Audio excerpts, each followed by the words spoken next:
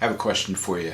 Does the behavioral interview question cause just a little bit of anxiety with you?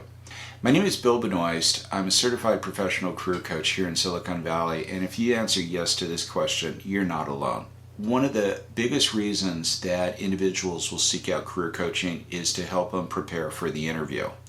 And what worries them the most is the behavioral interview questions. And you know what? This is completely normal. I want you to understand that. Take a look at the statistics from the Bureau of Labor Statistics. The average tenure in a position today is right around 4.1 years. If you're over the age of 55, which is right there in the mid to late career, 55 to 64, you're closer to 10 years. And if you're between the ages of 25 34, it's just a little bit over 2.5 years. The bottom line is we do not interview that often, and it's completely natural to feel anxious about this, specifically about how do you prepare for a behavioral interview question. I mean, there must be thousands of them out there, and there is, but there is a way to prepare, to get prepared for these, and that is through developing star stories or soar stories. So if you are working with a career coach, I don't care whether it's in Palm Beach, Florida, or Austin, Texas, or San Jose, California, career coaches will know about star stories and soar stories. If you're working with a career transition company, they should know it as well. I've come across a few people in HR that are aware of soar stories and star stories, but I haven't really come across any recruiters, with the exception of Amazon recruiters. Amazon recruiters are pretty good with these stories as well. They want to help that client land with Amazon, so they're going to give them some coaching. So what is a star? What is a soar? Well, let's take it one letter at a time. The S in star is the situation. The T is going to be the task that you have, or it's just the responsibility that you're assigned with. The A is an action that you took, and the R was the result from that action. And then a soar, it's almost exactly the same thing, but instead of a task or a responsibility, you have an obstacle that you face. The S, situation, the O, the obstacle, the A, the action, the R, the result. Let me give you an example of a soar story that I have developed, and then I'm going to explain to you how I've developed this, and then I'm going to explain to you why I developed it and how it would work for me. So starting with my soar story in itself. When I left my position as a Vice President Information Services, my income took an immediate hit. So I needed to bring my income up fairly quickly, and one of the first things I did was start facilitating meetup events.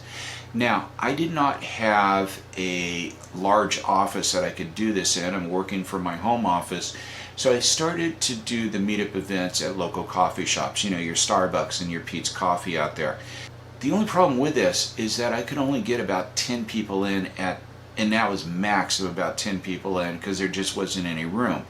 So I would always have a waiting list of individuals that wanted to come to these meetup events, and I would do the meetup events on, maybe 45 minutes to an hour on the weakness question or maximizing your LinkedIn profile, applicant tracking systems. I would have a specific subject there, and I always had a lot of interest, but I could only get 8 or 10 people into the coffee shop, so it might take a couple of events before I would really start making any significant sales. It would usually be maybe one sale at a time.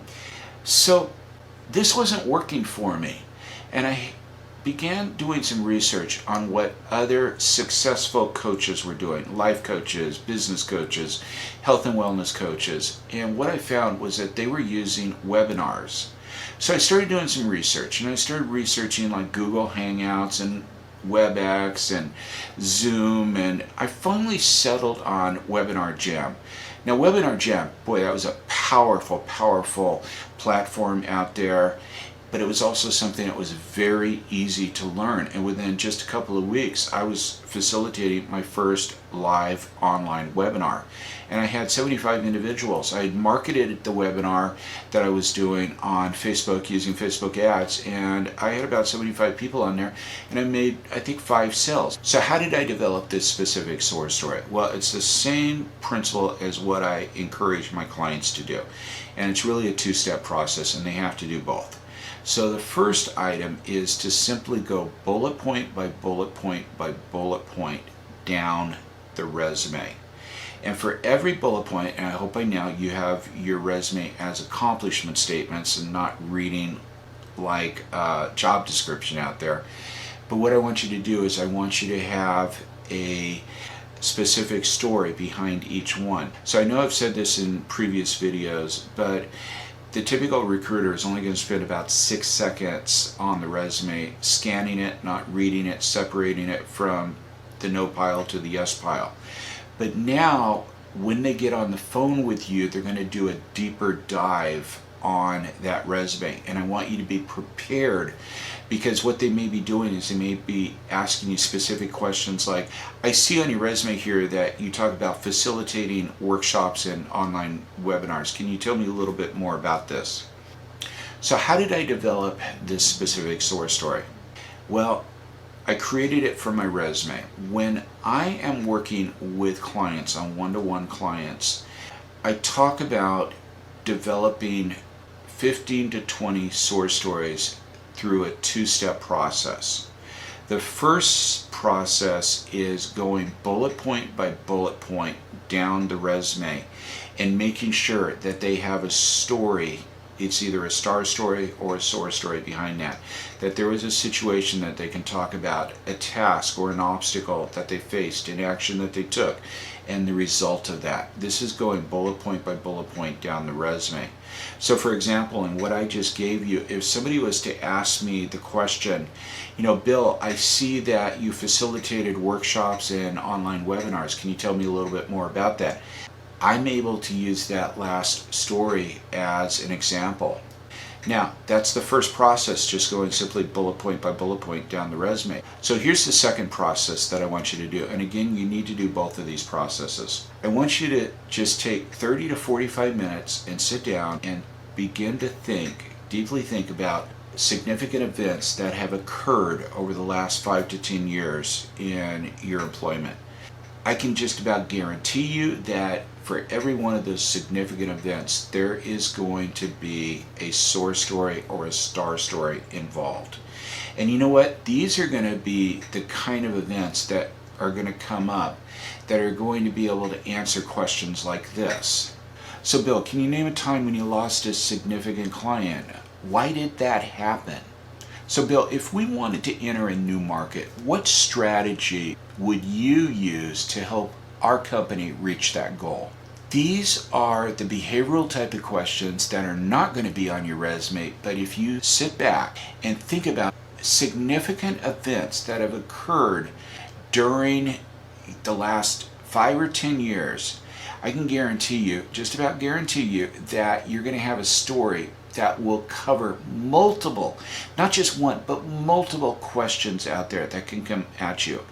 And there's something else. There's another little added benefit here that I have found from talking with so many of my clients that have, taken this approach. And that is they've gone into an interview and they were asked a behavioral interview question and they did not have a source story or a star story prepared, but they were able to come up with one on the fly very easily. And that's the other thing about walking into the interview and feeling confident. And that's what it's all about.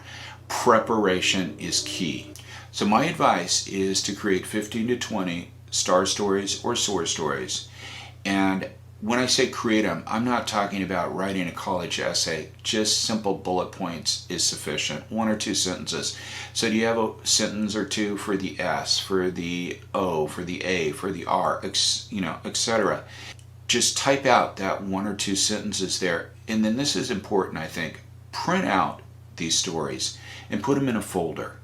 So if you have a telephone interview at 10 o'clock tomorrow morning, At about 9:30, get out that folder and start reviewing these stories, because it's just going to get you prepared and help you feel a lot more confident out there.